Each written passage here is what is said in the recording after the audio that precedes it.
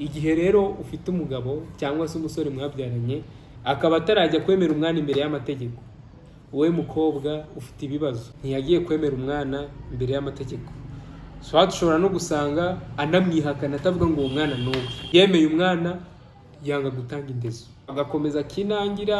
Wakibaza ngo iyo urukiko rumutegetse gutanga indezo ntabikore bigenda bite? Umwana ahabwa indezo kugeza ku myaka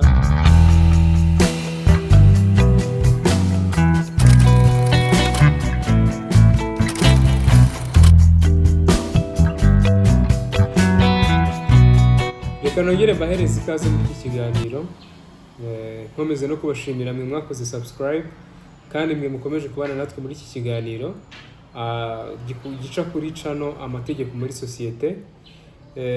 Nge ugiye kubaha iki kiganiro, amazina yanjye ni Icyo François, abandi umunyamategeko, aho kuri iyi channel rero mbafasha kugira ngo mwe mwagiraho ubumenyi butandukanye mu bintu bijyanye n'amategeko, cyane cyane amategeko aduhuza muri ubuzima busanzwe y'imibereho y'abantu muri sosiyete, kugira ngo mutazajya mucikwa ibiganiro dutanga kuri iyi channel amategeko muri sosiyete. Ndabasaba gukanda subscribe, ugakanda like, ukabona sharing iki kiganiro kugira ngo kigere ku bantu bose babashe gusobanukirwa byinshi mu mategeko. Nkuko mubizi, nta muntu ujya imbere y'amategeko iyo ahuye n'ikibazo ngo avuge ngo ibi bintu ntabwo nari mbizi. Ni nayo mpamvu nahisemo kugira ngo njye mbafasha nk'abaturarwanda, nk'abaturage muri rusange, kugira ngo mubashe kugira byinshi mumenya ku mategeko, ndetse nkaba nahabwa inyunganizi zanyu kugira ngo wenda hagira ibyo nakongeramo cyangwa se ibyo nakosora. Nanone nabasaba kugira ngo waba afite ikibazo cyangwa wifuza kugira ngo wifuza kugira ibyo asobanukirwa, kuba yanyandikira kuri WhatsApp akoresheje nimero yanjye, cyangwa se kuba yanyandikira muri comment, nkaba nabibona, nkaba nagira icyo mufasha.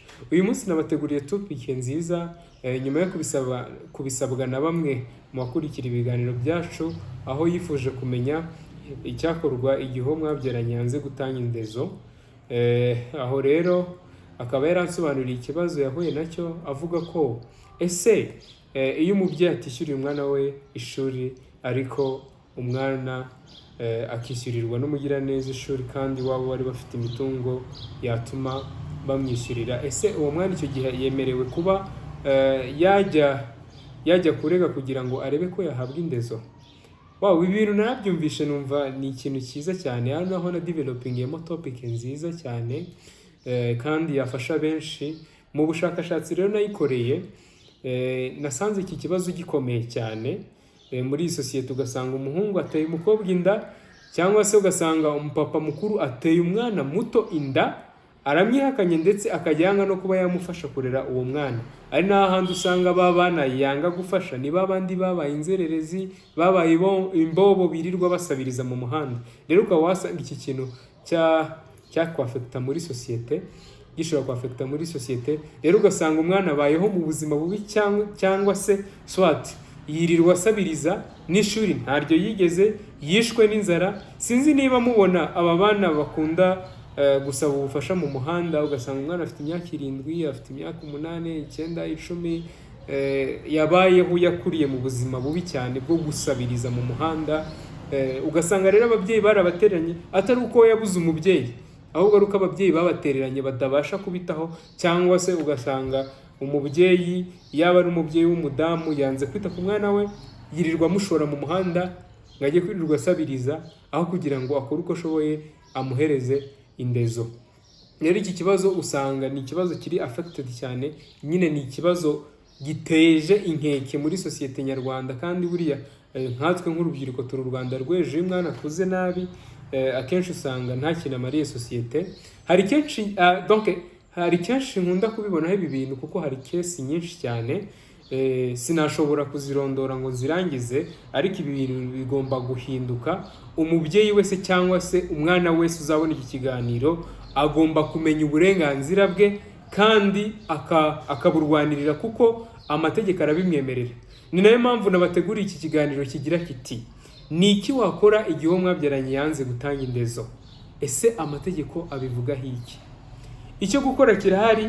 Icyo usabwa ni ukuzamura volume yawe, ugatera agatebe, ubundi ukumva icyo amategeko ateganya cyangwa se abivugaho nk'uko biteganywa n'ingingo ya 32 akarongo 2016 y'itegeko ryo kuwa 28 z'ukwa 8 2016 itegeko rigenga imibereho y'abantu n'umuryango. Muri kiganiro turi buze kureba ibintu bikurikira, ari byo icyambere, ese ubundi indezo ni amafaranga gusa? Icyo ni ikintu wakibaza. Ikindi cya kabiri, ese indezo itangwa hagati y'umugabo n'umugore? Ikindi kintu, ese indezo ku mwana wavutse ku babyeyi bashyingiranywe itangwa ute? Ese indezo ku mwana wavutse ku babyeyi batashyingiranywe itangwa ute? Ese ninde mwana ukwiye guhabwa indezo? Hari ibisabwa kugira ngo umwana abe yahabwa indezo. Rero ni ibintu bine umwana aba yujujwe, ntabwo ariko buri mwana wese ahabwa indezo. Ese bigenda bita iyo umubyeyi yanze gutanga indezo? Ese bigenda bita iyo uwategetswe n'urukiko gutanga indezo yanze kuzitanga? Ni iki amategeko ateganya? Ese indezo imara igihe kingana iki? Ibyo byose ni ibintu turi buze kuganira muri kino kiganiro cyacu. Reka noneho twongere dusubire mu kanya nkubwira icyo wakora igihe uwo mwabyaranye yanze gutanga indezo, ndetse n'icyo amategeko abivugaho.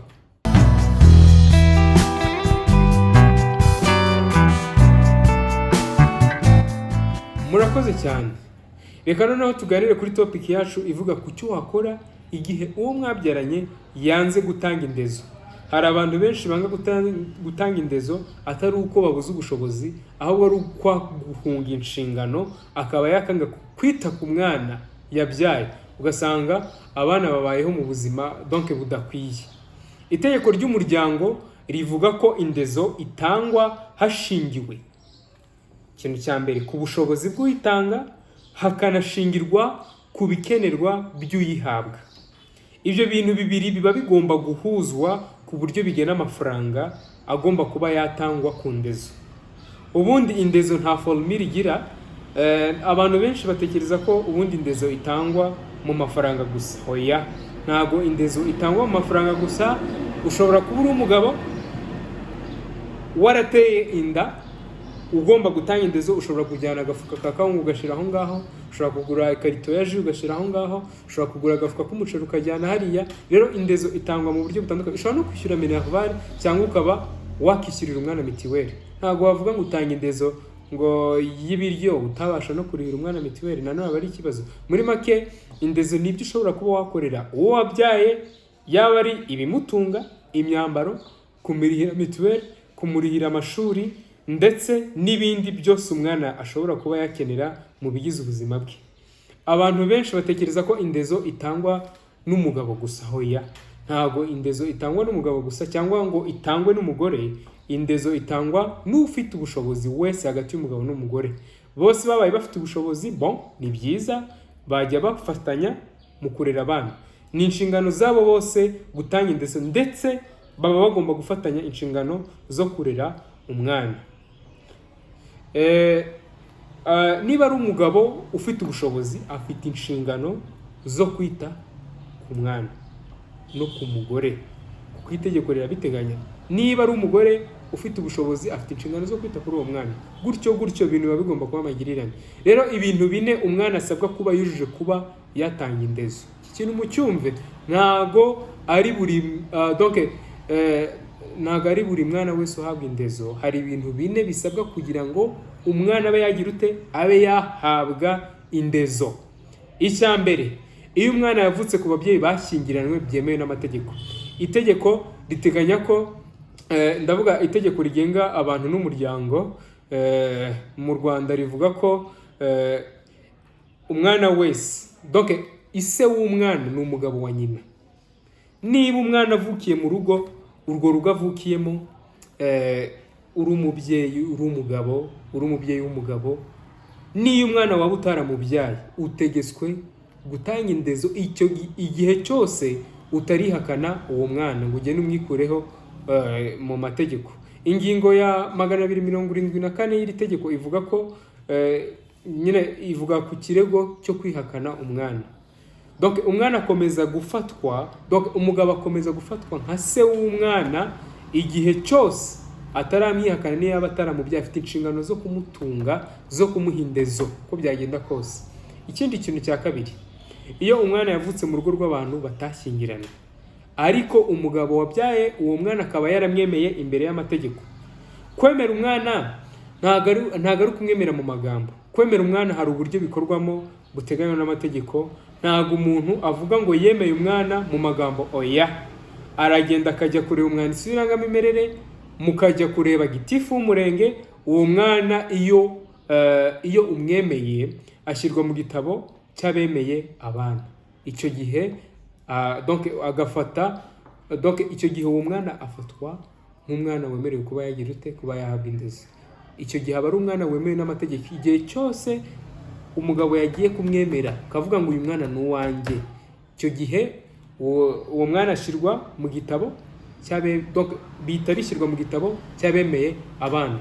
Urugero, hari kesi zakundaga kubaho kera, aho wasangaga umugore n'umugabo babyaranye umwana, cyangwa se umusore n'inkumi babyaranye umwana. Umusore yakwihakana umwana, cyangwa se umugabo yakihakana umwana. Wa mugore bamubyaranye akabura uko abigenza, akaba yagenda akandikisha uwo mwana kuri se, kuri papa we. Urugero, ndi umukobwa cyangwa ndi umugore, natewe inda,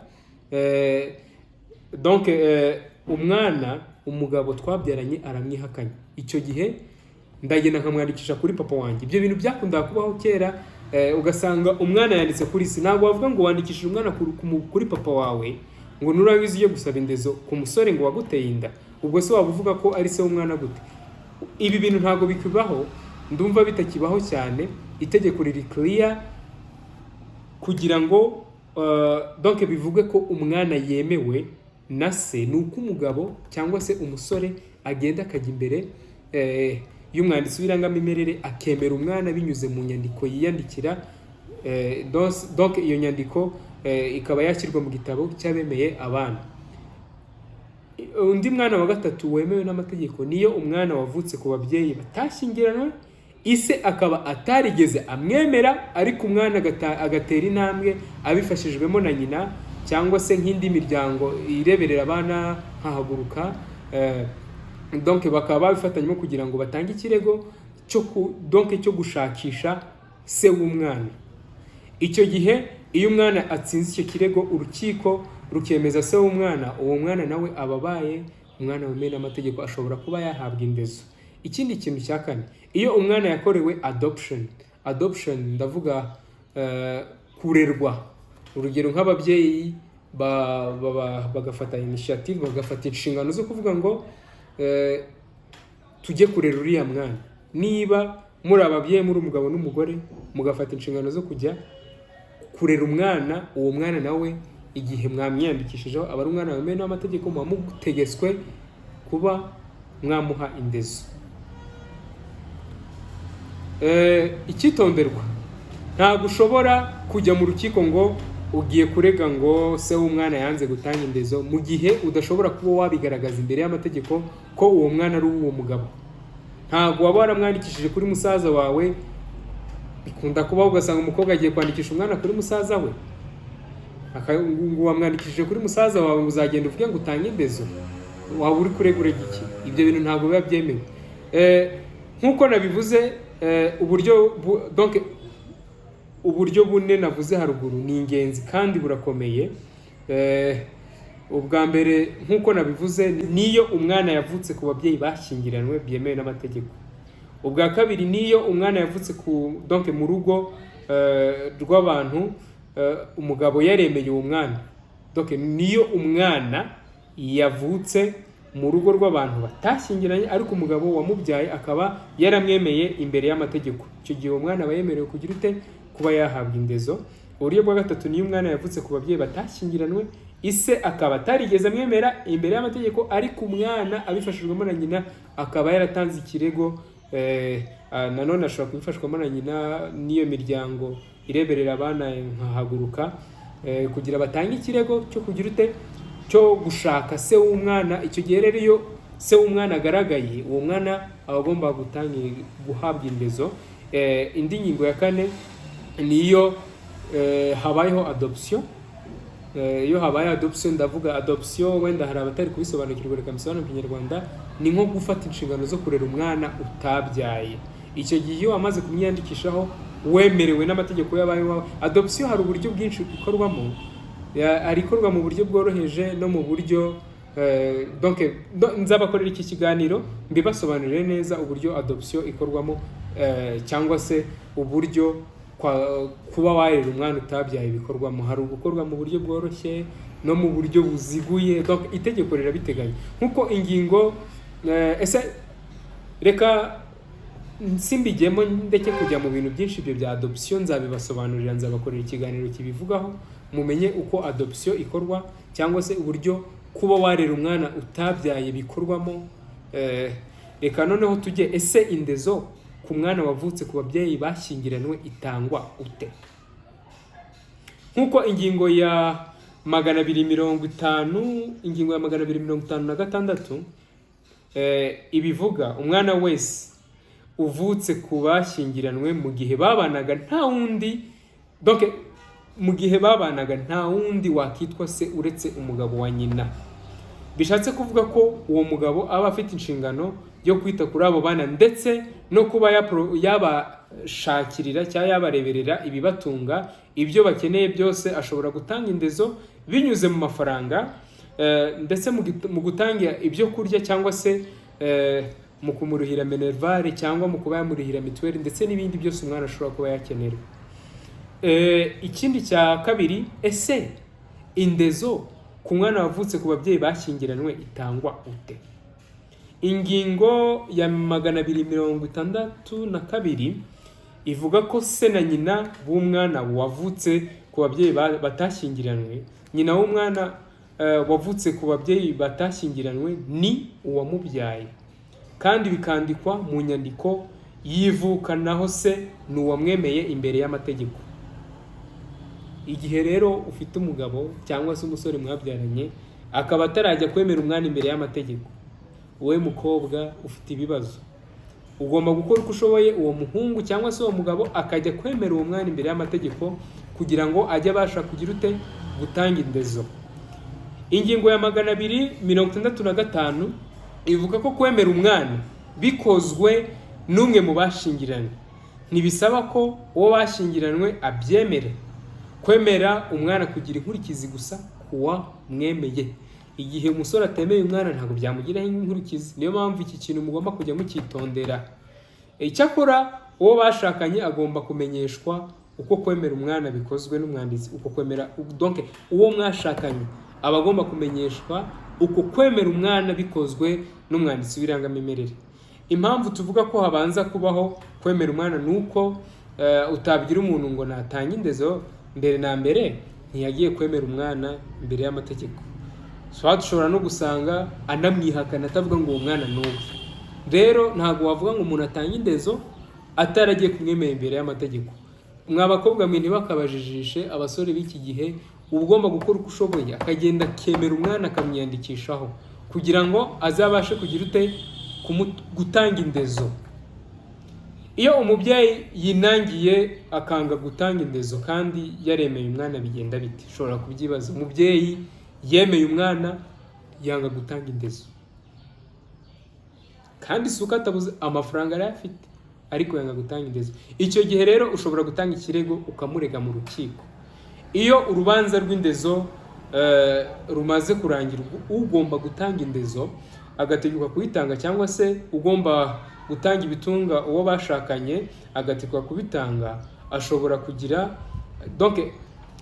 kugira umutima wo kutaruhanya, akavuga ngo reka byoroshye njya nkora inshingano zanjye ntanga indezo, akaba yayitanga. Rero ashobora no kugira umutima uruhanya, akanga kumva icyemezo cy'urukiko, agakomeza kinangira. Wakibaza ngo iyo urukiko rumutegetse gutanga indezo ntabikore bigenda biti? Icyo gihe habaho kurangiza urubanza ku gahato. Hahandi ushobora gusanga urugero, uri umusore wabyaranye n'umukobwa, donc wanga gutanga indezo. Umukobwa wanga gutanga indezo. Umukobwa ahagarariye n'umwana akureze mu rukiko kugira ngo ujye utanga indezo, urukiko rugutegetse gutanga indezo wanze kuyitanga. Mu gushyira mu bikorwa rero icyo cyemezo cy'urukiko, ukabona baje ku kazi aho ukora ugasanga umushahara uhembwa barawufatiriye. Urugero donc bagategeka nko muri HR mbere y'uko uhembwa babanza gukuraho ya mafaranga wahembwaga kugira ngo abe nk'indezo y'uwo mwana. Ugasanga baraje ku mushahara wawe niba wahembwaga 600, 200 babikuyeho, baravuze 200 mujye mubyohereza kuri konti y'umwana kugira ngo nk'amafaranga y'indezo, cyangwa se niba uhembwa nka miliyoni ugasanga 400 baraje babikuye. Rero itegeko ry'umuryango rivuga ko umwana uhabwa indezo kugeza donc umwana ahabwa indezo kugeza ku myaka 21. Umwana w'imyaka 21 itegeko rivuga ko aba ari umuntu burya umaze kuba mukuru ashobora kugenda akirwariza. Rero iyo umwana amaze kugeza ku myaka 21 itegeko ry'umuryango rivuga ko atari ngombwa ko ashobora kuba yahabwa indezo. Ikindi rero nasoza mvuga ku bijyanye n'indezo nuko ibintu by'indezo bihora ari agateganyo. Uyu munsi bashobora kuguca nk'ibihumbi 100. Niba uhembwa 300 ukaba 100 bizajya biva ku mushahara wawe bijye kuri konti y'indezo. Baguca ibyo 100, ejo bundi wagira amahirwe ukabura nk'akazi keza ugahembwa nka 1 miliyoni, wa muntu wahabwa indezo aragenda akakurega, kajya mu rukiko akavuga ngo bya bintu byarahindutse, wa muntu se w'umwana ubu ari guhembwa 1 miliyoni, rero mugomba gushaka cyangwa mukagena indezo agomba gutanga. Yego wenda birumvikana ntago baza ngo bavuge ngo uzajya utanga 600 kuko nawe uri umuntu uba ufite ibyo gukora, ibyo wakemura. Icyo gihe rero baraza bitewe wenda no kuba bakoze imibare bakaba bavuga ngo niba usigaye uhembwa 1,300,000 cyangwa 400,000 bizajya bijya kuri konti y'indezo kugira ngo donc bifashe umwana mu mikurire ye. Reka nongere mbashimire rero mwe mwabanye natwe muri iki kiganiro cy'uyu munsi, nanabateguza ko hari ikindi kiganiro cyiza mbafitiye ndi kubategurira cy'ubutaha kivuga ku mpamvu 19. Iki kiganiro numva ko ari nacyo nagombaga kuba narahereyeho, ariko iki kiganiro ni cyiza. Ni impamvu 19 zishobora gutuma ikirego cyawe kitakirwa. Abantu benshi rero batekereza ko ari ugupfa kujya gutanga ikirego. Hari impamvu 19 ziteganywa n'itegeko zishobora gutuma ikirego cyawe kitakirwa. Rero ndabashishikariza mwese kuzuva iki kiganiro, nanababwira ko buriya iki kibazo cy'indezo ni ikibazo gikomeye cyane. Ndabasaba kugira ngo waba afite wenda inyunganizi cyangwa se afite wenda n'icyo ashaka kumbaza, ashaka ko musobanurira ku bijyanye n'indezo, yanyandikira kuri iyo nimero kugira ngo mbashe kuba namuha amakuru. Wenda ntago naba nasobanuye ibintu byose cyangwa mvuge ku bintu byose, mbashe kuba namuha amakuru y'ukuntu yakemura icyo kibazo mu gihe uwo babyaranye yanze gutanga indezo, cyangwa se mu gihe atabashije nko kwandikisha donc mu gihe se w'umwana atememwa. Ibyo byose ni ibintu nabasobanurira muri iki kiganiro. Icyo musabwa, murasabwa kubyumva kugira ngo bibafashe kugira ngo mutazajya muhura n'ibibazo nk'ibi ngibi rwose. Icyo wakora kugira ngo iki kiganiro kitazagucika rero, urasabwa gukora subscribe, ugakanda no kuri iyo nzogera notification. Waba wifuza gusangiza ikiganiro cyafasha ukaba wakimwoherereza, cyangwa se ukakimusharinga ahari hose, haba kuri WhatsApp ndetse no ku zindi mbuga nkoranyambaga. Ikindi wifuza kugira inyunganizi uduha ntaguhejwe, wanyandikira muri comment cyangwa ukanyandikira kuri iyo nimero yanjye ya WhatsApp, ukaba wagira inyunganizi umpereza, cyangwa se waba wifuza ko hari ikiganiro nazagukoreraho kijyanye wenda n'ibibazo waba ufiteho nkaba naza gusobanurira. Murakoze cyane, kanongere mbashimire mukomeje kubana natwe. Yari ikiganiro kuri channel Amategeko muri Sosiyete. Murakoze cyane.